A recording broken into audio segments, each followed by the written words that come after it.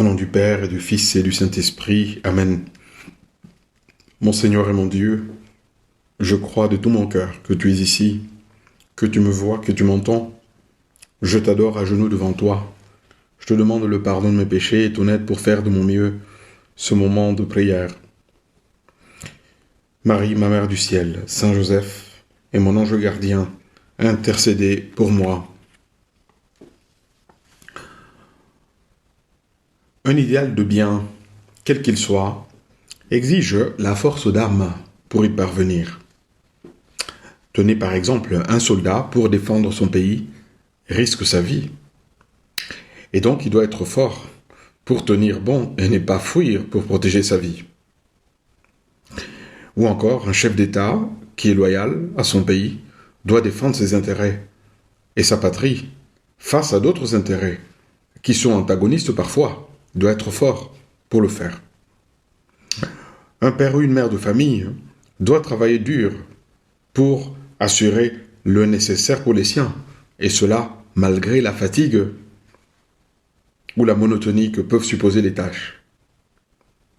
En fait, tout idéal de bien doit mobiliser la personne pour faire face aux difficultés inhérentes à atteindre un bien précis, ou pour ne pas se laisser aller à la facilité et ne pas laisser tomber les choses dans la durée.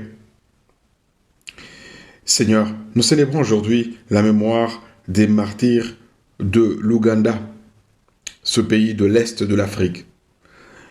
Ils sont dits martyrs justement parce qu'ils sont allés jusqu'à donner leur vie pour rendre témoignage à la vérité de Christ. Ils sont allés jusqu'à donner la vie physique, à verser leur sang sans peur, sans crainte, pour témoigner de la vérité de l'Évangile, de la vérité du message du Seigneur. Le catéchisme de l'Église catholique affirme à ce propos que le martyr est la manifestation suprême de la vertu, de la force. La lecture du jour que j'ai retenue pour ces 10 minutes avec Jésus, c'est celui qui est proposé au livre des martyrs d'Israël au chapitre 7. Et cette lecture du chapitre 7 du livre des martyrs d'Israël dit ceci. En ces jours-là, 7 frères avaient été arrêtés avec leur mère. À coups de fouet et de nerfs de bœuf, le roi Antiochus voulut les contraindre à manger du porc, viande interdite. L'un d'eux se fit leur porte-parole et déclara : « Que cherches-tu à savoir de nous ? Nous sommes prêts à mourir plutôt que de transgresser les lois de nos pères. » Le deuxième frère lui dit, au moment de rendre le dernier soupir : « Tu es un scélérat, toi qui nous arraches à cette vie présente, mais puisque nous mourrons par fidélité à ces lois, le roi du monde nous ressuscitera pour une vie éternelle. » Ainsi de suite. Tous les 4 frères acceptent de mourir pour respecter la loi de Dieu. Le premier qui mourait disait « Nous sommes prêts à mourir plutôt que de transgresser les lois de nos pères. » Dieu, dans sa providence, peut parfois nous convier à témoigner en sa faveur en souffrant, c'est-à-dire la souffrance faisant partie également du témoignage. C'est le cas des martyrs de l'Ouganda ou de ce récit de livre des martyrs d'Israël. Tu as peut-être entendu parler des persécutions acharnées contre l'Église, ici ou là dans le monde. Et c'est vrai, il existe encore de nos jours des endroits où pratiquer la religion relève d'un héroïsme à peine imaginable. Seigneur Jésus, merci parce que toi et moi, nous vivons notre foi dans la quiétude extérieure. Merci Seigneur parce que aujourd'hui, dans la plupart des pays, nous vivons dans la paix. Nous pouvons pratiquer notre foi sans danger. Notre vie, Seigneur, n'est pas en danger, certes, par le simple fait d'être chrétien. Mais donne-nous de ne pas nous ramollir justement à cause de ça, de ne pas nous attiédir par le fait que tout est si calme au dehors, qu'il n'y a pas de risque. Oui, il semble que lorsque l'extérieur est calme et sans risque, historiquement on l'a démontré, que lorsque la vie chrétienne se déroule dans un extérieur qui est calme, sans risque, assuré, en termes de bien-être et de sécurité au plan social, les disciples du Christ ont eu tendance à s'installer dans un confort qui est mortifère pour la vie chrétienne authentique. Seigneur Jésus, peut-être que ce risque d'attiédissement, de refroidissement de mon élan chrétien n'est pas si loin que ça. Aide-moi à ne pas m'endormir sur mes lauriers.